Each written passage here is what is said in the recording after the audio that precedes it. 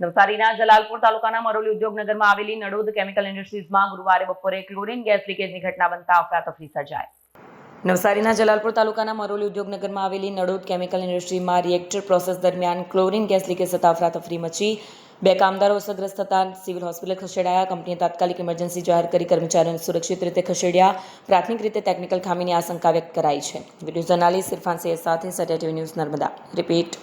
નવસારી જિલ્લામાં છેલ્લા 24 કલાકમાં સવારે 6 વાગ્યા સુધી સરેરાશ 10 ઇંચ જેટલો વરસાદ પડ્યો છે. એમાં સૌથી વધારે વાંસદામાં 17 ઇંચ, ખેરગામમાં 14 ઇંચ અને બાકીના તમામ તાલુકાઓમાં લગભગ 7 ઇંચ જેટલો વરસાદ છેલ્લા 24 કલાકમાં નોંધાયો છે. સવારે 6 વાગ્યાથી લઈને અત્યાર સુધી પણ ખૂબ વરસાદ સમગ્ર જિલ્લામાં થઈ રહ્યું છે. છેલ્લા 5 વર્ષમાં લગભગ 91 ઇંચ જેટલો વરસાદ નવસારી જિલ્લામાં થાય છે.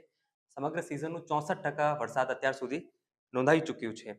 ત્રણેય નદીઓ જે મુખ્ય પસાર થાય છે જિલ્લામાંથી, પૂર્ણા નદી ભયજનક સપાટી 23 ફૂટની સામે 25 ફૂટ ઉપર, અંબિકા ભયજનક 28 ફૂટની સામે 39 ફૂટ ઉપર અને કાવેરી ભયજનક સપાટી 19 ફૂટની સામે 29 ફૂટ ઉપર અત્યારે ચાલી રહી છે.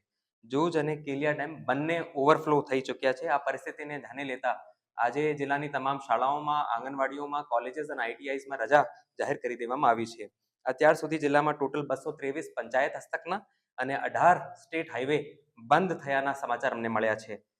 ટોટલ 2000 જેટલા લોકોનું વિવિધ વિસ્તારોમાંથી શિફ્ટિંગ કરીને સેફલી શેલ્ટર હોમમાં માઇગ્રેશન કરાવી લેવામાં આવ્યું છે. એમાં 670 જેટલા લોકો અત્યારે શેલ્ટર હોમમાં છે.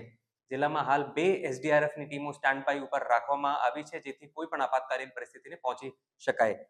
આપ લોકોના મારફતે લોકોને પણ અપીલ કરવા માંગુ છું કે બિનજરૂરી અવરજવર અને બહાર નીકળવાનું ટાળે અને કોઈ પણ આ પ્રકારનો અનિચ્છનીય બનાવ બને તો જિલ્લાના કંટ્રોલ રૂમ ઉપર માહિતી પહોંચાડે. ધન્યવાદ. વિડીયો જર્નાલિસ્ટ ઇરફાન સૈયદ સાથે સત્યા ટીવી ન્યૂઝ નવસારી.